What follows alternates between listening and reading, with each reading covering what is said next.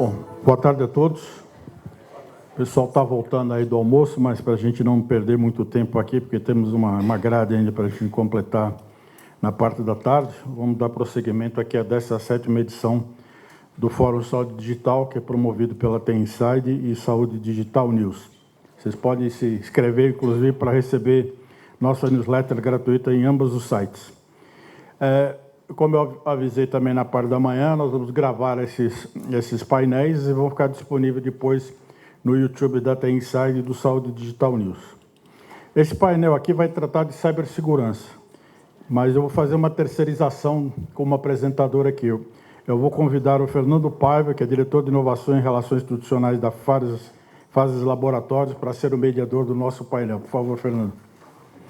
Gostaria de convidar aqui nossos painelistas, o Tiago Cachelo, que é Head de Tecnologia do Hospital Alemão Oswaldo Cruz, o Cláudio Lendauer, que é CIO do Grupo Sabin, o Ademir Henry, que é gestor de governança de TI do Hospital das Clínicas da Faculdade de Medicina da USP, e o Lúcio Comanchi Monteiro, que é gerente de segurança de informação do AC Camargo Cancer Center. O Fernando Paiva vai abrir aqui o nosso painel e vai conduzir aqui o nosso debate sobre esse tema.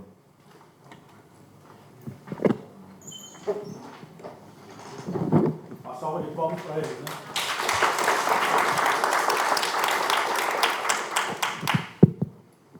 Gente, boa tarde. Pós-almoço, né? Todo mundo um pouco cansado aí do lanchinho que acabaram comendo no almoço. Bom, meu nome é Fernando Paiva, eu sou um dos bandeirantes no ecossistema de saúde digital do Brasil sobre internet das coisas médicas, mestrado e doutorado pela Universidade de Coimbra de Portugal.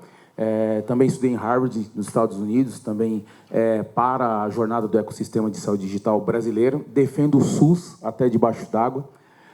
Hoje também sou conselheiro do Ministério da Saúde para a Organização Mundial de Saúde no tema de saúde digital e, nos últimos 10 anos, realizei o plano de saúde digital de mais de 15 prefeituras do Brasil aí afora. E, atualmente, estou fazendo também um trabalho no México, porque, não sei se vocês sabem que o México ele acabou fazendo um benchmarking com o governo brasileiro para aprender como é que cria e faz a gestão de um SUS. E aí nós temos uma equipe lá ajudando o México a criar esse grande SUS também, porque é uma região carente de estrutura, governança e de como fazer com que a população tenha um resultado e uma saúde muito mais resoluta, né? Esse é um dos trabalhos que a gente realiza no mercado afora. E eu sou o sócio fundador também da Fase de Dispositivos Médicos, onde a gente tem uma PDP.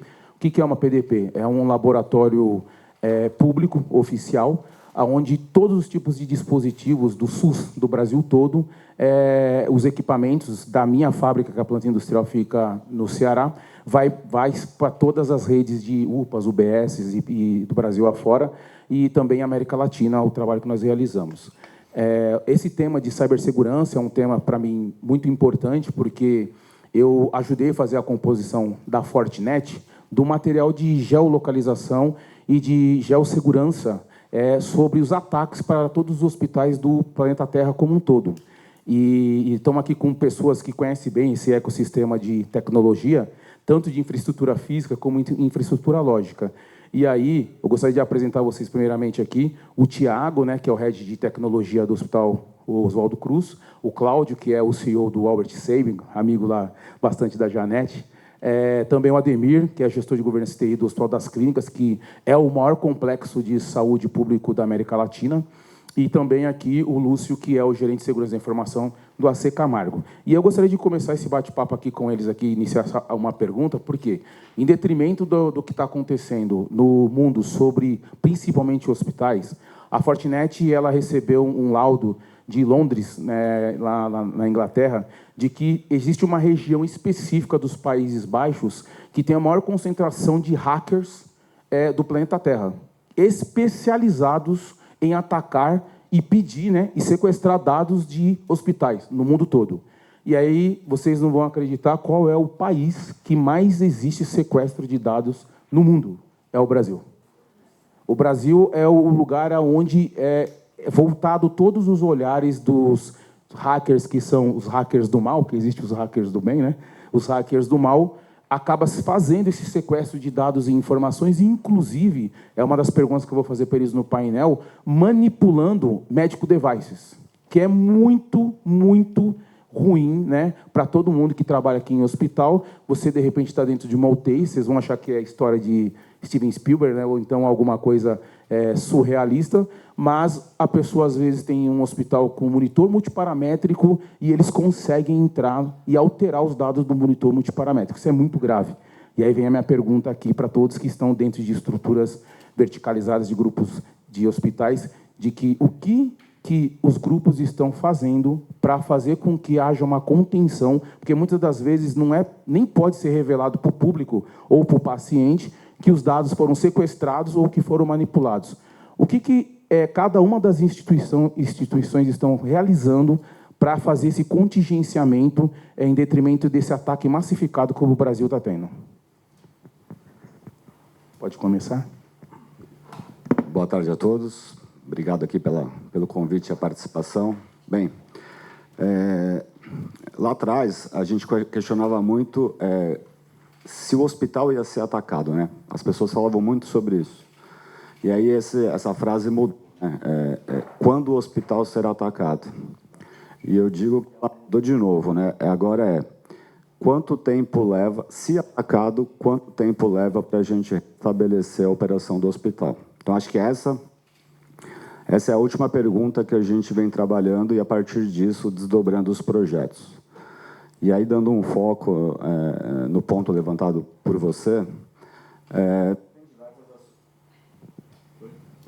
tem diversos projetos técnicos que a gente executa dentro do hospital, né? Então, desde segmentação de rede, né? Então, você segregar a rede dos equipamentos médicos da rede corporativa, então você já cria uma camada mais robusta. Existem softwares de proteção exclusivos para os dispositivos médicos, então a gente também investe nisso, né, que é como se fosse um antivírus para esses equipamentos.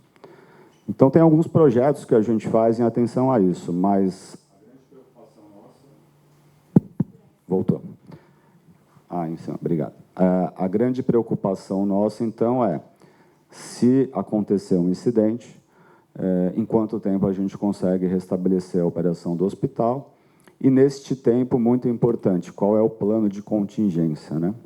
E o plano de contingência não é um plano da área de tecnologia. O plano de contingência é o plano do hospital, né? Então, como que o hospital trabalha no papel?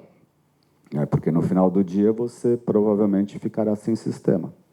Então, como que você garante a qualidade assistencial do paciente no papel, né? Então, fazendo toda a evolução clínica, toda a dispensão dos medicamentos. E aí, para isso, a gente tem algumas contingências, como um prontuário eletrônico offline. Mas é importante trabalhar a conscientização do plano de contingência em período de crise, né?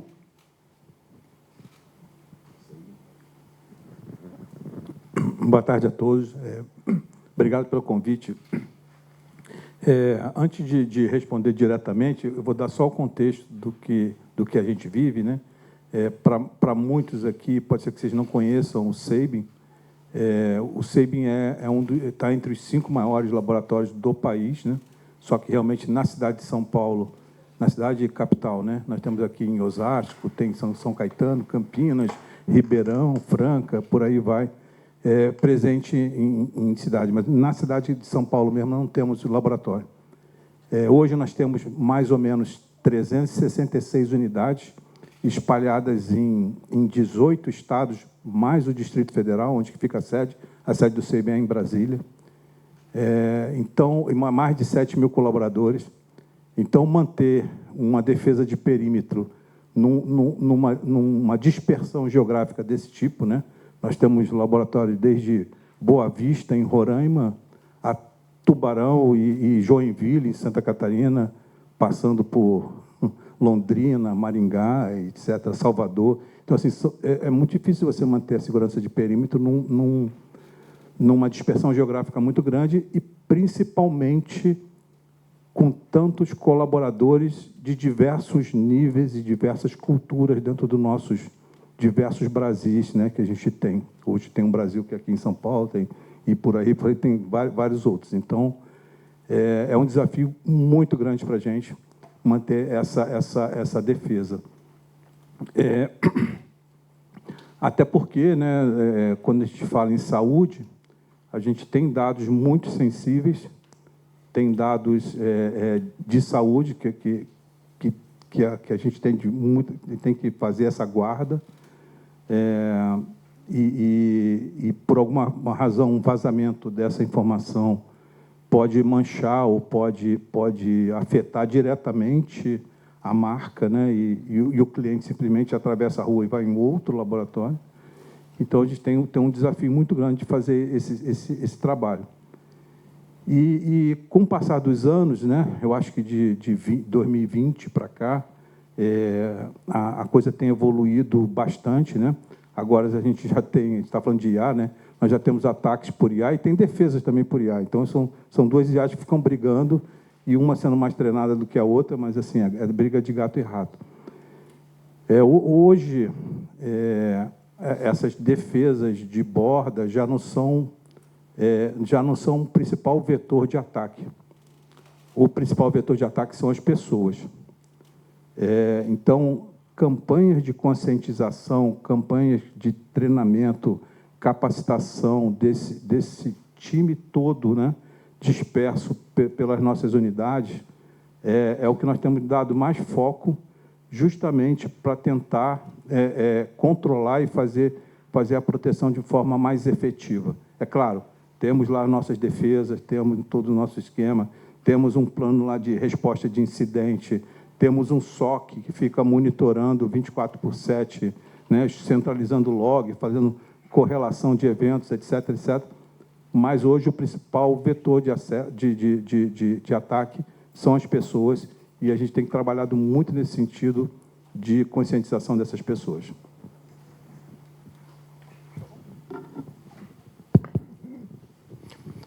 Olá, boa tarde, tudo bom?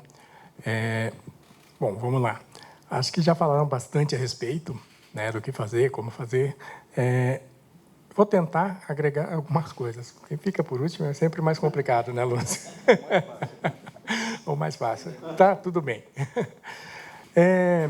Falou-se, né, sobre quanto tempo a gente leva para colocar novamente o sistema no ar, tudo mais.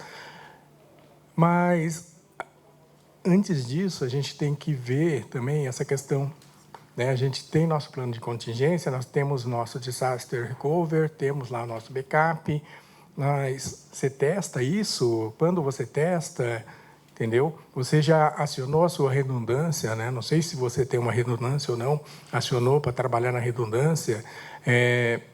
E essa pergunta de quanto tempo leva para se recuperar, isso tem que não ficar só com a TI. Isso tem que ser divulgado para o board. Que eles que têm que saber o tempo que leva. E, além disso, você tem que falar, a gente trabalha dessa forma. Podemos melhorar? Podemos. Teremos que ter investimentos. E fazer investimento naquilo que realmente necessita. Tem toda essa questão, né, das pessoas também, que a gente precisa estar sempre monitorando. Redes segregadas com sistemas, né, específicos para controlar dispositivos médicos, cada vez, né, agora mais ainda, por Wi-Fi, né? Tem bastante monitoramento disso. Nós também trabalhamos com SOC, monitorando 24/7, e acho que é mais ou menos nesse sentido, gente. Conscientização, trabalhar bastante conscientização. Tá, duas coisinhas. Ter um plano de recuperação e um plano de continuidade de negócio muito bem claro, estabelecido, definido e divulgado. Porque não adianta ocorrer, você não tiver esse plano muito bem elaborado e divulgado, a galera não vai saber trabalhar a contingência. Então, você tem que estar com com isso muito bem elaborado, muito bem divulgado, estruturado, e para que, caso ocorra, você acione e dê que segue. Vamos embora. Muito bom. Pessoal, primeiro, obrigado. Boa tarde a todos. Obrigado pela oportunidade de estar aqui. Prazer estar com esse coro. É difícil falar depois desse pessoal aqui, né? Não é fácil, não, gente. Mas eu vou tentar agregar um pouco também, né? Eu acho que o Thiago começou muito bem ali, né? O Cláudio também falou das questões de tecnologia, né, gente? Assim, a gente tem um arcabouço infinito de soluções tecnológicas que a gente pode implantar, que vai mitigar, que vai reduzir. É fundamental, acho que a vida nossa, né, de CISO, né, a vida nossa na segurança, ela não é fácil. Eu acho que, né, Fernando trouxe um ponto importante, só também dando um contexto, né, o AC Camargo hoje, né, a gente tem as 3 frentes, né, a gente é o assistencial, né, de combate ao câncer, né, a gente é um Cancer Center, e nesse formato a gente tem todo o assistencial, que é a jornada do paciente até o pós-câncer, né, a gente faz o acompanhamento pós-tratamento de câncer, e aí junto disso tem uma área forte de pesquisa e tem uma área de ensino, né. Eu não lembro certos números, mas eu acho que 80% dos doutores em cancerologia saem de lá hoje, né?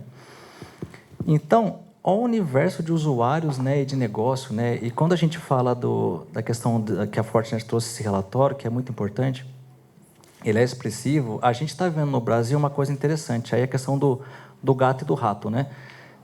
Por que será que o Brasil é um dos mais atacados, né? Porque também, gente, o hospital aqui no Brasil ele está virando uma empresa data-driven. Né? Hoje, o nosso negócio ele gira em torno de dados, né? Eu não sei na casa de vocês, mas lá o que bate de empresinha assim, que fala, cara, eu vou analisar o seu prontuário, eu vou fazer uma mágica aqui, ó. E aí você vai ver a infra do cara, o cara tem 2 máquinas na AWS, né? Lá não tem segurança. Então, é uma oportunidade. Eu acho que a saúde no Brasil ela vem se transformando. Eu acho que as organizações de saúde elas ainda estão muito longe, né, da questão do mercado como varejo, né, em relação a maturidade e tecnologia, né? A gente faz milagres, somos todos heróis, né? O investimento ainda ele está tornando-se expressivo em relação às demais áreas, está criando o seu papel no board, né? E tudo isso que os colegas falaram de tecnologia, ele ajuda, ele é cada conquista disso é uma luta, né? Então trazer uma segmentação de rede, trazer um controle de usuário, identidade. Uma coisa que eu só queria contribuir, que eu acho que é fundamental nesse ponto, existe a questão a ferramenta às vezes ela é cara para comprar, né? Mas assim, tem muitas instituições de saúde que elas não têm recurso suficiente para comprar o melhor ADR, a melhor solução de endpoint, de firewall, né? Mas, gente, a gente não pode esquecer que tem muita coisa que é barata que a gente não faz. Que eu falo, por exemplo, processos, cultura, né? Quantos médicos não emprestam a senha para o outro? Você gasta milhões com soluções de identidade e o cara vai lá e empresta a senha para o outro usar, né? Então, são coisas que estão mais ligadas à cultura mesmo, né? E a questão, às vezes, de mapeamento também, que é uma coisa que é um custo baixo. Por exemplo, né, em tudo isso que a gente comenta de eu vou subir um data center redundante, eu vou fazer uma contingência em nuvem, né, eu vou fazer uma segmentação de rede, mas eu tenho noção de onde realmente está o meu ativo crítico? Eu estou vendo todos os ativos críticos da empresa? A maioria das pessoas que vêm de tecnologia, elas começam pelo IT, né? Mas que nem o Fernando trouxe, né? O OT, né? O ativo lá, clínico, ele está lá esquecido, porque eu sou mais familiarizado com o IT, eu vou começar pelo IT. Muita gente faz isso. Então, uma contribuição que eu queria dar, assim, a gente tem que realmente revisitar o BIA da empresa, né? Qual que é o ativo hoje? Qual que é a análise de impacto no negócio real? Aonde está o meu ativo crítico, né? Eu estou olhando todo o IT aqui, estou subindo o data center, mas o meu Varian, o meu Electa, que tem meu equipamento de radiologia, ele tem redundância? Eu consigo levar ele para o data center se ele for atacado? Não, não consigo.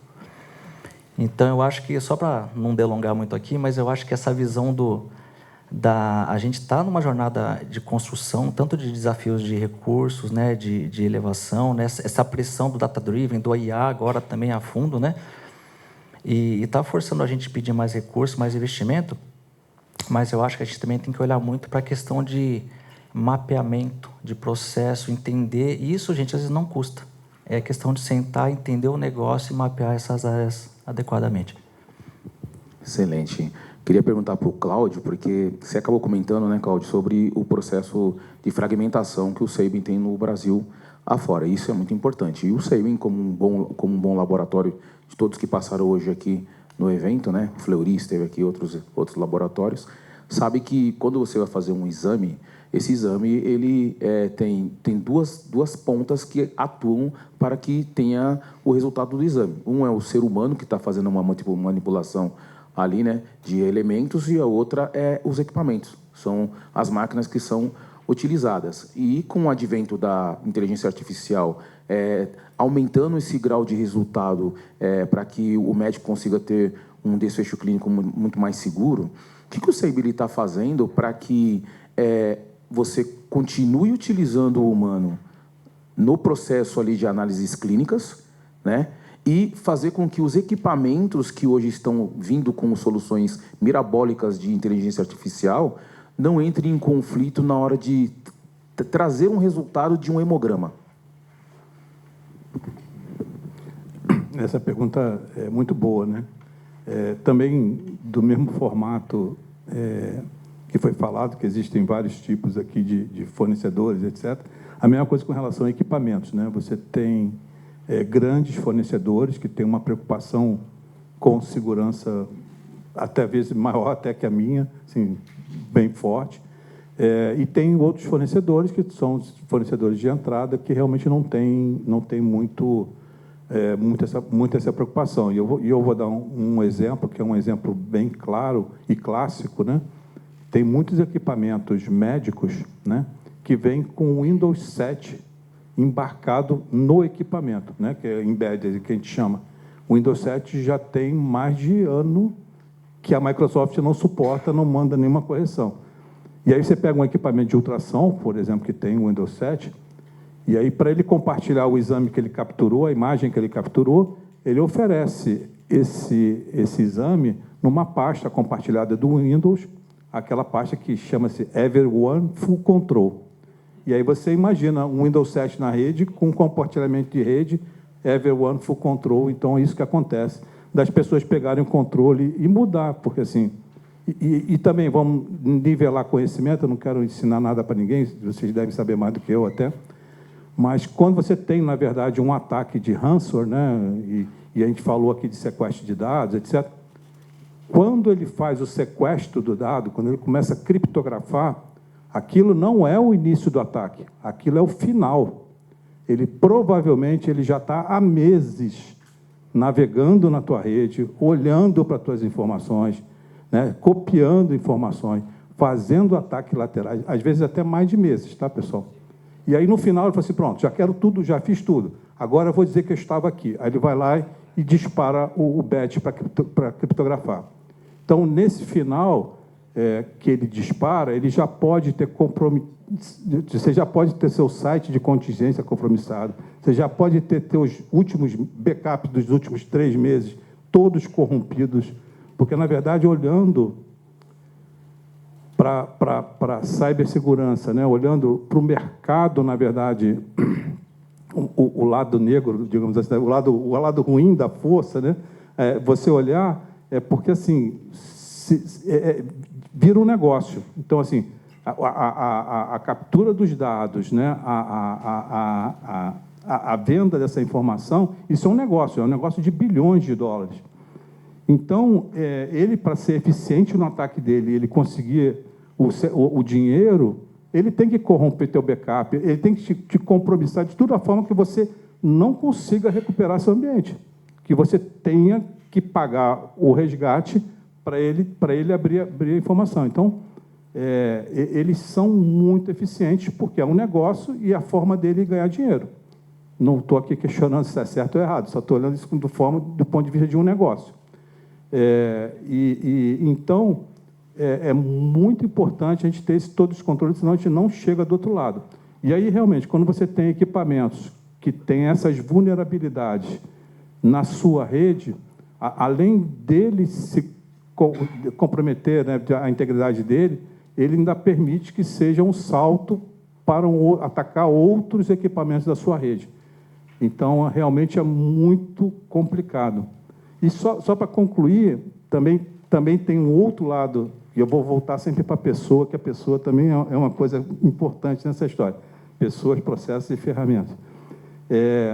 Também basta, na verdade, a pessoa postar na rede social dela, assim, uma foto. Adivinha quem veio fazer teste de DNA aqui no laboratório de paternidade? Pronto, aí bota o nome da pessoa lá, um famoso, não vazou informação, não teve ataque, não teve nada, e não precisa nem saber se foi positivo ou negativo, já vai dar muita confusão, e vazou uma informação, achando que é só ela com a rede social daquela pessoa. Então, essa parte também tem que ser muito bem treinada, a pessoa também tem que ter essa consciência de que não pode ter esse tipo de informação. Isso já aconteceu, tá, pessoal? Não com DNA, já aconteceu até com alguns hospitais, de ter famosos internados e estar divulgando e ter essa informação vazada. Então, essa preocupação, principalmente quando você envolve com pessoas, com dispersão, ou às vezes não, é muito complexa. Não sei se eu respondi ou piorei. Eu acho que você fez uma perquirição aí. Hoje foi falado no primeiro painel sobre interoperabilidade. E quando a gente fala no Brasil de interoperabilidade, a maior rede de interoperabilidade do país está na saúde pública. Não tem como negar, né? 80% da população e 80% da saúde está na saúde pública no SUS. E aí eu queria perguntar aqui para o Hospital das Clínicas, né? Como é que vocês estão lidando? Porque quando você tem o processo que muitas empresas já está tratando interoperabilidade como um tema da moda, né? E muitas empresas têm o prontuário eletrônico e algumas, no caso, tem 4, 5 dentro do próprio complexo hospitalar de prontuários eletrônicos. Como é que vocês estão estruturando o prontuário eletrônico numa estrutura longitudinal, né, que faça com que os projetos de interoperabilidade não gerem vazamento? Bom, a gente trabalha em ambiente controlado, achamos. Estamos no ambiente controlado, a gente acaba trabalhando com uma ferramenta para fazer a integração dessas informações lá dentro do próprio hospital, né, com os dados dos pacientes, porque lá a gente trabalha, nós temos 3 prontuários eletrônicos e mais o sistema de radiologia, né? Temos 3 RIS com H e 1 RIS com R e mais o PACS, né? Então, a gente trabalha para integrar todas essas informações de uma forma mais fechada, mais tranquila. E, mesmo assim, existe briga entre os donos dos dados, né? Que ainda existe muito essa questão de o dado é meu, né? Eu sou dono, tal, tudo mais. E falando, né? Você falou da interoperabilidade, cara, eu levei um tempão para aprender essa palavra. Eu gaguejava no meio, né? O palavrão. Esse pode dizer que é um palavrão. Está sendo tratado, assim como a IA, né? Sendo tratada como um hyper, mas agora, em 10 de julho, eu fiz 20 anos de Hospital das Clínicas. 2006, eu já ouvi essa palavra lá, interoperar. Precisamos interoperar.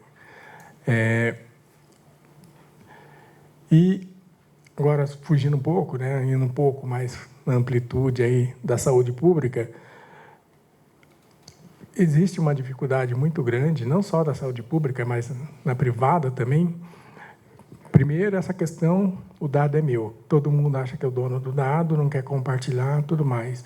E outra, nós vivemos dentro de um Brasil intercontinental, né, com realidades diferentes, culturas diferentes e por aí vai. E a gente, né, São Paulo, nós podemos dizer que somos privilegiados, principalmente se a gente pegar aquele eixo ali da Avenida Paulista, onde temos vários hospitais ali, né, consolidados, que têm um investimento, né? Aqui tem investimento. Vamos expandir um pouquinho mais, né? Um raio de uns 5 quilômetros ali, a gente tem hospitais de excelência, com investimento, com equipes boas trabalhando por trás disso. A gestão está preocupada com isso, porque hoje depende-se do dado para a tomada de decisão também. Mas a hora que você começa a sair um raio de 100, 150, 200 quilômetros, né, principalmente das capitais e desses centros de excelência, você já está num outro mundo, né, que geralmente a pessoa ainda trabalha com papel, daí tem que levar não sei aonde para poder digitalizar, digitar e tentar integrar com alguma coisa. Então, acho que a maior dificuldade é isso. Tem essa questão, ser dono do dado, ter uma padronização, acho que uma normatização em cima disso, um órgão regulador, né, como os bancos têm, por exemplo, as financeiras têm, que chegue e fale, é desse jeito, é dessa forma e assim que tem que ser feito. Porque senão a gente não vai conseguir avançar nesse tema. E a gente vai continuar anos e anos aqui tratando isso, né? Precisamos interoperar, isso vai acabar... Já andou, mas ainda falta. Legal. O Lúcio, eu sei que lá no AC, né, vocês têm como se fosse um escritório de projetos lá que de valor, que faz geração de valor. Nesse escritório de projetos de geração de valor, existe uma preocupação sobre um processo que todos comentaram de maneira indireta, do letramento para todos os colaboradores, né, da instituição como um todo, até porque nós estamos falando de uma instituição que trabalha com um tipo de disciplina muito sensível, né, que é os tratamentos oncológicos. E aí imagina esses dados eles estarem expostos e imagina os próprios colaboradores serem o pivô, né, de acesso de algum tipo de ataque ou algum tipo de vazamento de informação que incida num risco não somente reputacional, mas sobretudo institucional do AC Camargo, mas sobretudo também, inclusive, em pesquisas que são desenvolvidas lá internamente, que inclusive são premiadas mundialmente, né? Então, como é que vocês fazem lá com o escritório de valor para mitigar isso e fazer letramento? Acho que a gente já tem esse DNA do sensível, mesmo foi uma palavra muito usada lá, que é muito sensível, né? Eu acho que meus pais faleceram de câncer, né? Então eu tenho a propriedade de falar que a pessoa com câncer ela está muito fragilizada. Ela está com uma carga enorme de quimioterápicos no sangue, ela está emocionalmente abalada. Por isso que a gente leva muito a sério essa questão do sensível, porque até o pós-câncer, nossa, ele tem um papel fundamental, né? Às vezes uma mulher que tem que fazer uma cirurgia de mama, tirar a mama, para que aquilo tenha um impacto, às vezes não só físico, né, mas emocional muito forte. E a gente faz esse acompanhamento de ponta a ponta, porque a vida continua, né, no pós-câncer. A gente tem a gente pega muito no pé com a questão do vazamento de dados lá dentro, né? Óbvio, né? Eu acho que a gente tem muito que evoluir como toda na área da saúde, como todo o Brasil ainda, né? A gente tem essa questão de ter claro assim os processos. Acho que a área de saúde ela está agora, né, realmente se equiparando com os outros mercados em relação à tecnologia, né, que eu comentei anteriormente, né. Então a gente está correndo muito atrás de alguns processos e tudo começa no processo, né. Então lá a gente tem uma preocupação muito forte com a gente tem uma esteira específica para pacientes que a gente chama de...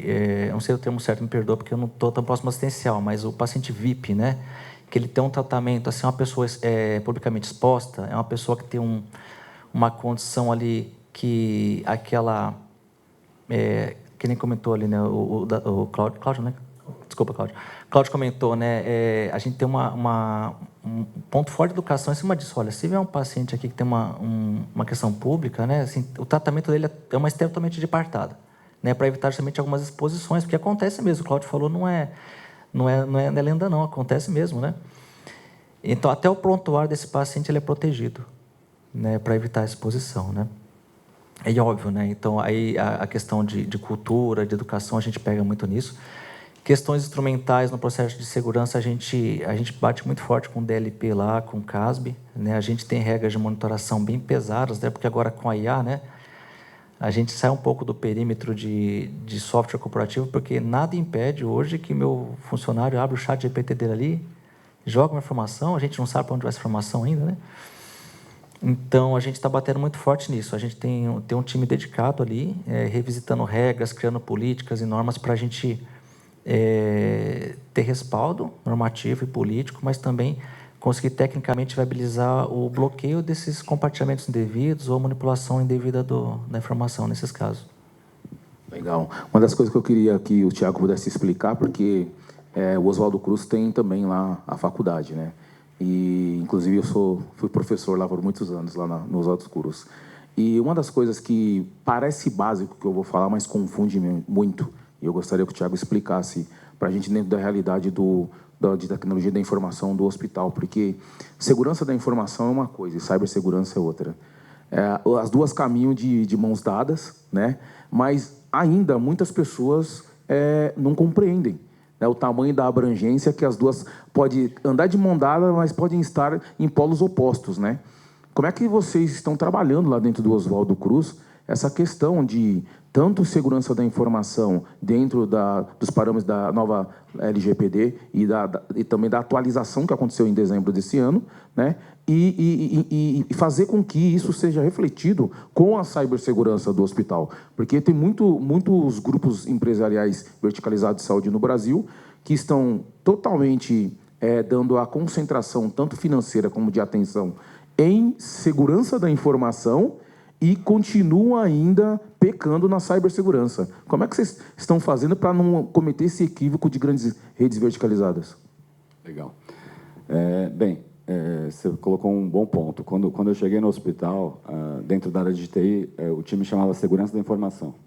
E aí, uma das primeiras mudanças foi, o nosso time é de cibersegurança. Então, foi a primeira mudança conceitual do nome do time, né?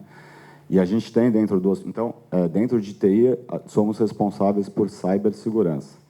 E a gente tem dentro do hospital, e aí ligado ao jurídico, a área de proteção de dados, que é o nosso DPO, que também cuida de segurança da informação junto com a nossa área jurídica.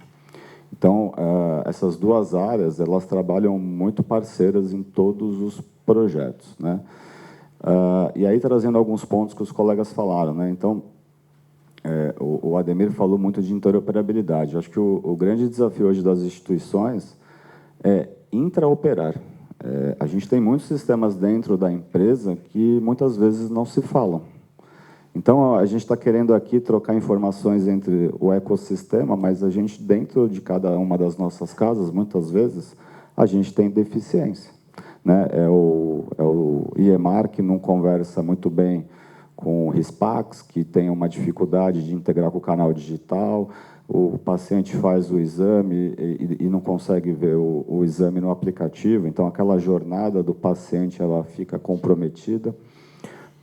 E aí, conectando isso com a pergunta, a gente hoje, dentro do hospital, a gente tem uma preocupação muito grande com alguns pilares. Então, com o pilar de cibersegurança, com o pilar de arquitetura, né, e com o pilar de infraestrutura. Então, o colega também comentou sobre os fornecedores, né? Então, que hoje tem muito fornecedor querendo vender solução para a gente.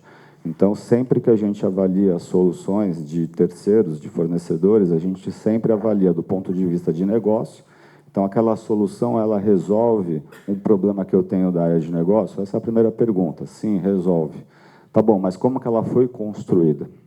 Isso é tão importante quanto, porque a gente tem visto muitas soluções que elas encantam a área de negócio, mas do ponto de vista de tecnologia, e aí cibersegurança, arquitetura, ela não é robusta, ela tem vulnerabilidades, né? Então, a gente sempre ali discute sobre realização de pentest, né? Se o fornecedor ele tem uma rotina de pentest nas suas aplicações. Então, a gente tem ali um playbook que a gente executa na avaliação dessas empresas para garantir que a gente compre soluções que não tragam para a gente um problema futuro. Falando um pouco também sobre o tema, né? A gente agora tudo é inteligência artificial, a gente está com uma resolução do CFM, que está entrando em vigor agora esse mês, que fala sobre o uso de IA na área médica. Então, e aí, cibersegurança, governança de tecnologia e time de proteção de dados tem falado muito sobre a governança do uso de IA dentro do hospital. Então, como que a gente vai utilizar e quais são os limites, quais são as responsabilidades, né? Então, quando a gente fala de usar a IA na área que envolve o paciente, é preciso ter o consentimento do paciente que está sendo usada a IA. Então, o paciente ele pode, inclusive, não autorizar. E, se utilizado a IA, é preciso constar na evolução do paciente que aquele resumo, aquele material produzido, ele foi produzido com o uso de inteligência artificial sob responsabilidade do médico que fez. Então, a gente está discutindo muito internamente sobre isso, a gente montou um comitê interno, né, que define esses padrões, então, área médica, área assistencial, segurança da informação, governança de tecnologia. Dentro da área de TI, a gente criou uma disciplina de IA agora, então, dentro do time de arquitetura, a gente falava muito de arquitetura de soluções, arquitetura de dados, e agora a gente está falando de arquitetura de inteligência artificial. Por quê? Como que essas soluções de IA conectam nos nossos softwares, né? Então, quando a gente começa a falar de interoperabilidade, a gente está falando de integração. Então, como que eu vou colocar uma IA para ler meu prontuário? Né?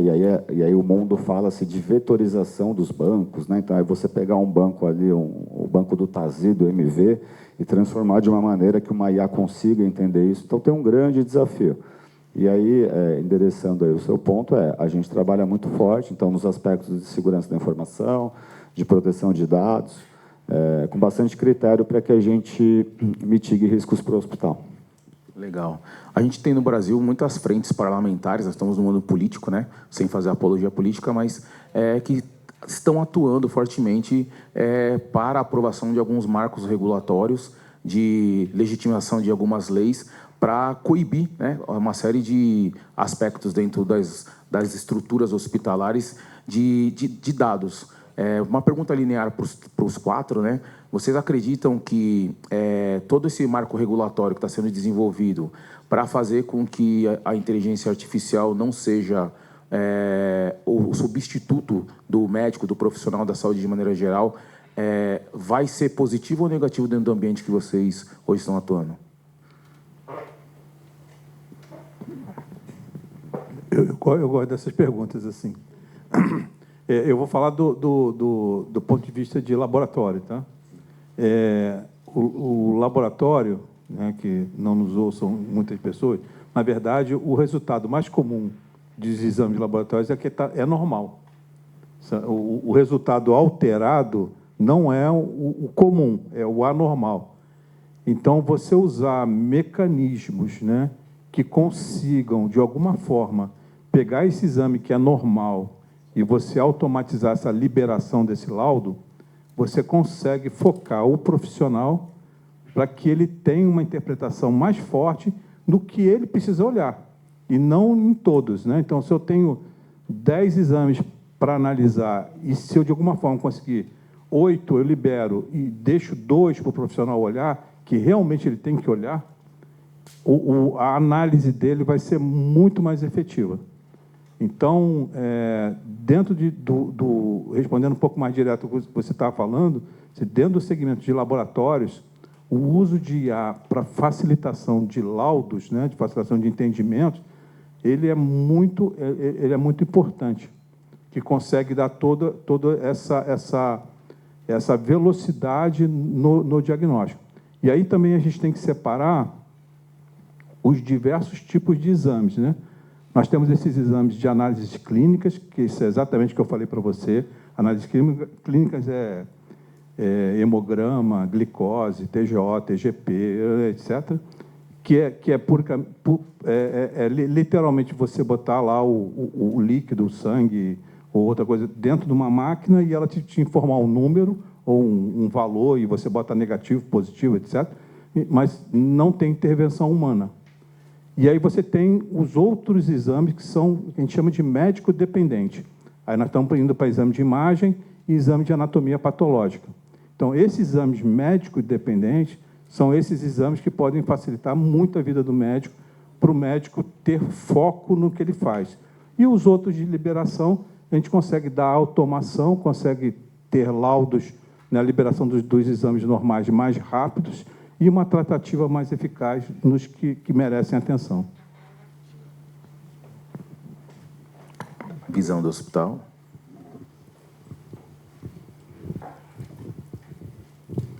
Bom, o Hospital das Clínicas ele é um pequeno universo, né? Então, a gente acaba trabalhando em várias frentes. Hoje de manhã, acho que a Márcia esteve aqui para falar um pouco sobre inovação, são vários projetos, tudo mais. Tem um núcleo de inovação lá dentro para trabalhar várias coisas. né? Trabalhar com 5G, com IA, com várias frentes. Hoje não tem algo assim muito específico fortemente, mas sabemos de projetos que tem lá dentro, principalmente a parte de laudo de imagem, que estão acontecendo. Até mesmo a área administrativa, né? Acho que uma ferramenta para ajudar numa análise de um contrato, coisas nesse sentido, junto com o jurídico. Então, a gente vem acompanhando pequenos projetos acontecendo lá dentro. Mas volta, né, essa questão da estarem fomentando aí as políticas, como fazer, tudo mais.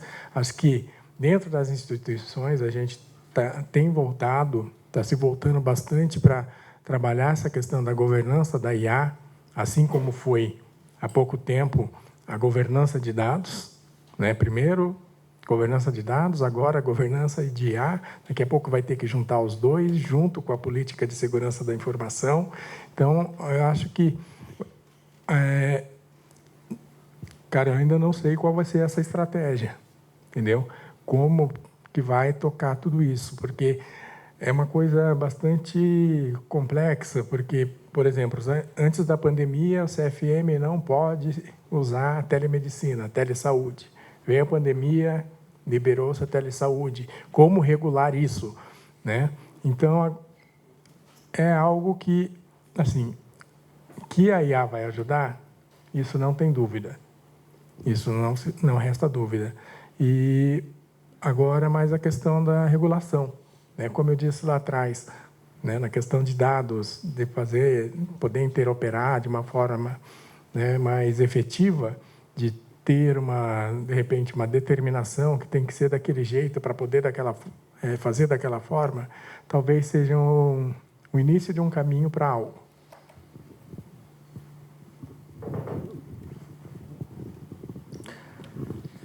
Bem, não tenho dúvida que a inteligência artificial vem para ajudar o médico. Isso a gente está muito certo que isso é um fato. No contexto do hospital, desde da transcrição ali na consulta, então a gente já tem conversado sobre isso, na passagem do plantão entre as equipes, na correlação entre fazer a avaliação do prontuário e encontrar ali possíveis doenças a partir do que foi falado, como o Cláudio comentou, na análise automática ali de padrões de resultado, em resultados de imagem, a gente já tem casos de a IA ela identifica padrão que em alguns casos o próprio médico a olho nu não consegue enxergar e avaliando uma imagem consegue identificar ali uma determinada doença. Então a gente não tem dúvida que ela vem para colaborar muito, mas a gente tem uma preocupação muito grande de fazer da forma correta, com governança, de maneira que o paciente saiba que está sendo utilizado, que o médico ele seja o responsável pelaquela análise, né? Então vem para auxiliar, né? Ele é o copiloto do médico, né? E não o piloto. Então a gente não tem dúvida que vem sim para ajudar, mas a gente tem um olhar muito forte para usar da melhor forma possível. A publicação da CFM ela já forçou internamente a gente buscar a construção de uma política, né, que desencadeou numa norma também, né, e cara, vai ter as questões ele me falou, né, o problema é assim, a gente não vai segurar isso, né, eu acho que a IA também ela tem dois aspectos, né, a gente tem a IA uso científico, aquela que é o contrato, eu sei o que tem de LLM lá dentro, ela está no meu ambiente apartado, eu sei que ela está trabalhando para identificar o mapeamento de uma imagem, de um câncer de pele, essa está no meu controle. O que preocupa muito, né, é a IA generativa, que as pessoas usam em demasiado, até em excesso. E aí tem o terceiro fator, né? Que hoje você não consegue bloquear. Se eu bloquear o ChatGPT no meu trabalho, eu sou mandado embora, né? Tem essa, né? Mas tudo bem, eu concordo com os colegas aqui. Realmente, assim, a gente não vai segurar isso, tem os seus benefícios, é fato que ajuda muito no diagnóstico, ajuda muito em vários aspectos, né? Aí, na questão de segurança, ela tem duas preocupações. Uma que é o uso inadequado, que a gente tem que realmente monitorar, porque a pessoa pode estar usando para exceder aquele diagnóstico, usando, que nem o Thiago falou, né, acima de um copiloto, né, do médico. Né? Então, por isso que a gente está se baseando em políticas e normas internas para regulamentar isso. E aí, obviamente, né, vai ter que ter uma monitoração que vai cair no nosso colo para resolver, e vamos dar um jeito. E tem também o uso das pessoas que, na melhor intenção, porque todo mundo está lá para entregar melhor o seu trabalho, está pegando aquela conta free do meu chat GPT, que a gente sabe que a free, eu falo, quando você não paga por um produto, o produto é você, né?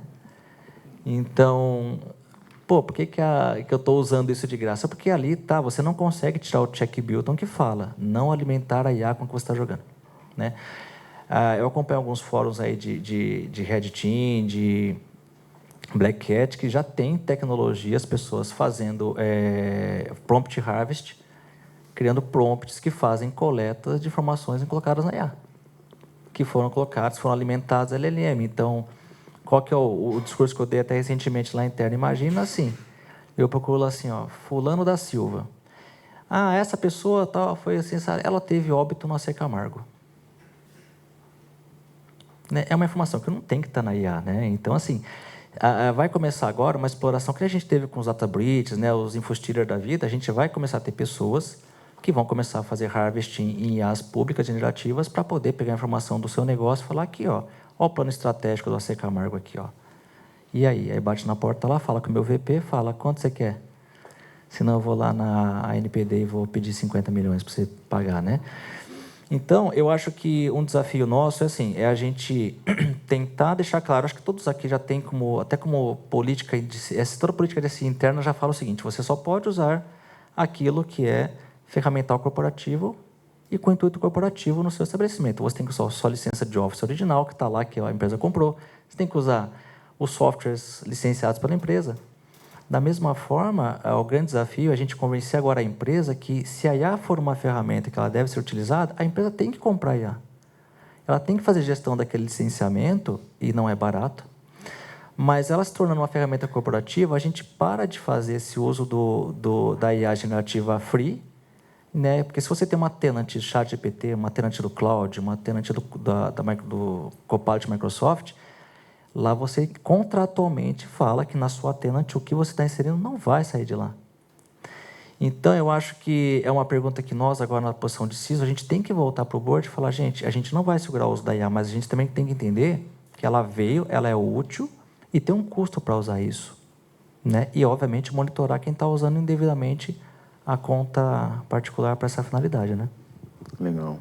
Essa semana saiu na BBC que no sistema de saúde do Brasil, tanto o público quanto o privado, é um dos melhores sistemas de saúde do mundo. Há controvérsias de opiniões particulares, mas está sendo classificado pela Organização Mundial de Saúde como o melhor sistema de saúde do mundo. Isso é verdade. Nós estamos falando que é a OMC que está colocando essa informação.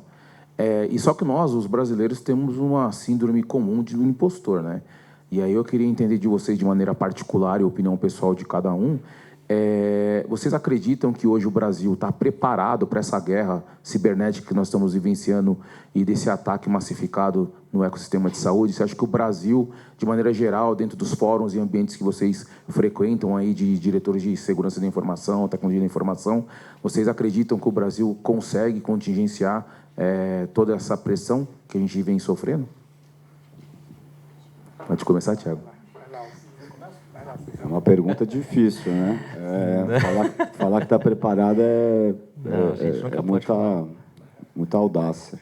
Eu acho que a gente tem feito o melhor, né? Então, acho que seria a melhor resposta. A gente aqui trabalha diariamente para fazer o melhor. A gente sempre é surpreendido na nossa cadeira, né? Então, quando a gente resolve um problema, aparece outro. Isso é normal, faz parte do nosso dia a dia. Eu diria que a gente está preparado e o setor da saúde ele é um setor bastante unido, né? Diferente de outros segmentos do mercado, a gente se fala bastante, a gente está sempre conversando e a gente se ajuda muito. Então isso a gente não se enxerga como concorrentes do business, né? A gente aqui se enxerga como a gente está todo mundo no mesmo barco. Então é comum, já teve inclusive eu já participei de reuniões de crise de outros provedores de saúde que a gente entrou para apoiar. A gente entrou para ajudar naquilo que era possível e está tudo bem. E aqui a gente está, no final do dia, a gente está falando de vidas, né? Então é complexo isso. Então eu diria que a gente tem feito melhor e a gente é bastante unido. Então se um dia tiver algum incidente crítico, eu tenho certeza aqui que a gente vai se ajudar para resolver em prol do sistema de saúde, em prol do paciente e não das nossas instituições no individual. De novo? Eu concordo com o Thiago. Eu acho que as pessoas até invejam um pouco a gente, né? Porque você vai em encontro de CISO, todo mundo se conhece, todo mundo se abraça, né? O Ademir já foi nos 3 eventos com o Ademir já. Então... Porque, assim, gente, a gente não tem concorrente, como o Thiago falou, né? Só parafraseando o Thiago, o nosso inimigo, né? Se há um inimigo, né? Ele é o mesmo, né? E a gente luta para sobreviver, né? Eu acho que tem um envolvimento muito forte desses grupos que a gente participa. A gente troca muita informação, isso é real, né?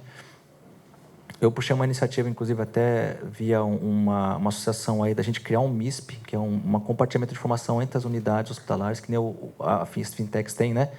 A gente criou um MISP, até depois passo para os senhores, se quiser compartilhar, que isso é assim, se um IOC tentar atacar o AC Camargo e pegar, eu publico nesse MISP.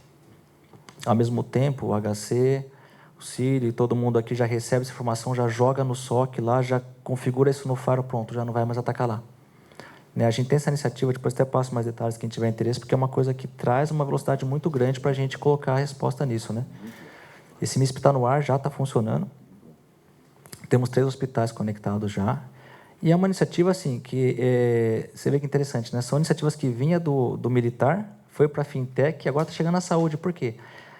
A gente realmente, que você falou, está virando um alvo muito expressivo. Né? E, de novo, né? Se a gente está preparado, eu acredito que estamos, né? Vamos ser atacados? Vamos sofrer ataque, a gente vai cair e a preocupação é levantar rápido. Né? O discurso para o board nunca não seremos, né? A gente nunca pode afirmar isso, a gente vai sempre afirmar que a gente vai ser, mas hoje eu levo tanto tempo para sair desse ataque. Você quer que eu saia mais rápido? Me dá dinheiro aqui, me dá investimento que eu consigo sair mais rápido. Mas que a gente vai ser atacado é fato, né?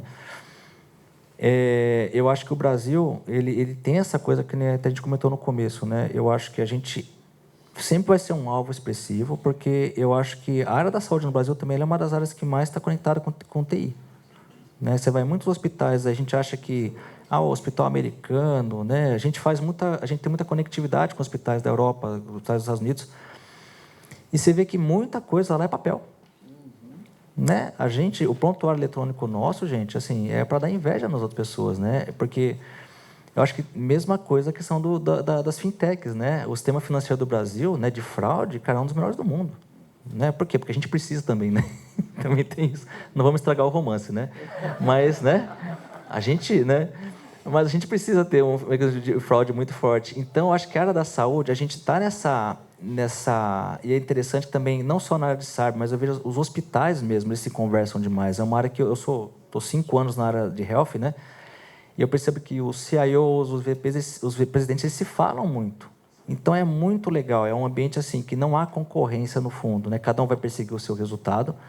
Mas, de novo, parafraseando o que o Thiago falou, a gente é muito, muito unido, mas ainda assim é um setor, né, que está totalmente nessa evolução tecnológica pesada, né, numa velocidade que o negócio está pedindo, e a gente, como CISO aqui, né, como segurança, tem que correr atrás, e vai ser assim mesmo. Né?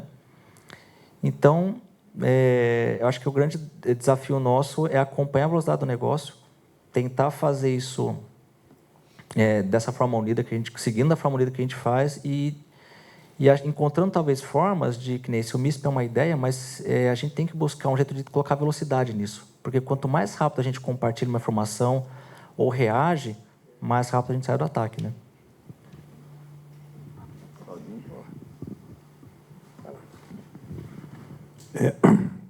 Eu vou dar a resposta politicamente correta, né?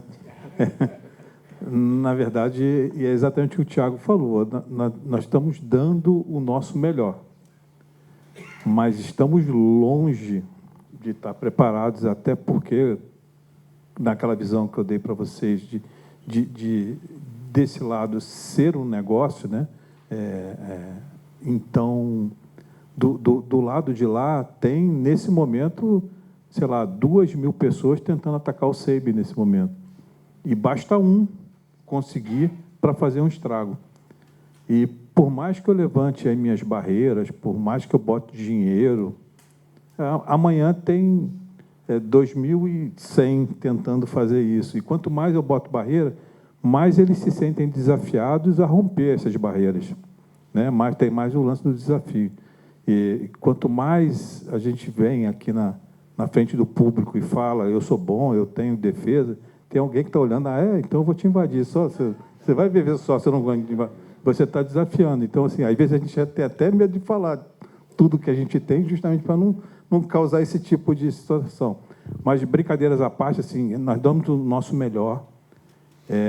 Investimentos em segurança é um saco sem fundo, na verdade, se você olhar para o orçamento de uma TI, de uma área de tecnologia, e passando até da área de tecnologia para a empresa como um todo, né? A segurança está acima simplesmente da área de TI, é um investimento muito alto, né? Tem que ser olhado naturalmente como uma forma de uma pólice de seguro, né? Para você tentar evitar um sinistro, mas tentar evitar, ele pode acontecer de qualquer jeito, e aí você tem que ter formas de se levantar rápido. Mas, realmente, a gente nunca vai estar pronto para ir falar assim, pode vir que eu aguento aqui. Nunca vai estar nessa situação. A gente está sempre dando o melhor, cada dia uma surpresa, cada dia a gente descobre, vamos compartilhar informação, vamos trocar, assim, de novo, dando o melhor, tentando, de alguma forma, segurar isso, porque a área de saúde é uma área que está sendo muito visada, a área de saúde brasileira, agora, principalmente, a área de saúde, de novo, dentro dos nossos Brasis, a gente está falando aqui de empresas, né, que têm um investimento em segurança, mas tem muitas que não têm esse nível nem de maturidade, nem de profissionais. Às vezes tem empresas que não têm nem profissional de TI, exatamente. Está lá só com o seu técnico de microinformática e a clínica acha que aquilo ali é a área de tecnologia. Então, imagina com relação à segurança. E são essas empresas que começam a ter seus dados criptografados, que às vezes, por estar interoperando dentro de um sistema, trocando informação com alguém, pode compromissar. Então, é uma área que a gente tem que evoluir muito ainda em maturidade. Então, prontos ainda não, mas dando melhor, sim. Bora lá. Eu vou entrar na mesma linha aí. A gente é esforçado, cara. A gente se dedica para manter isso, para que tenhamos aí um ambiente seguro. A gente precisa falar, estou totalmente seguro? Não, ninguém está. Nem banco. E os caras têm investimento, nem eles estão. Acho que algo que já foi dito aqui, chovendo molhado, mas acho que a gente tem uma rede de apoio muito forte. A gente se ajuda, a gente conversa, a gente tem alguns grupos, algumas associações, qual a gente faz parte, que a gente troca muita figurinha. Eu acho que hoje a área da saúde, ela ganhou força também, ganhou cadeira em outros fóruns, né, que antigamente você não participava, e hoje você tem muito, né, fóruns de tecnologia internacionais, fóruns exclusivos para cyber, né? Lá tem cadeira, né, para falar só da saúde, ou geralmente você vai ter alguém da saúde para dar o seu ponto de vista enquanto algum tema específico sobre ataque cibernético. E você trouxe um ponto importante, Cláudia, que assim, de vez em quando eu solto isso, né, que é para colocar uma pulguinha, né, que a gente está falando, né, de, somos grandes instituições, temos investimentos, todo mundo aqui tem plano de saúde. Você vai no seu convênio, você vai no seu médico particular. Chegou lá no seu médico particular, você vai ter uma moça com o computador ligado num cabinho de rede, que ela tem que mandar o faturamento para a operadora. Tem antivírus naquela máquina, pelo menos. Entendeu? Exatamente. Então, por que eu faço? Por que eu entro nessa... Né? É uma brincadeira, mas é algo para a gente se pensar. Né?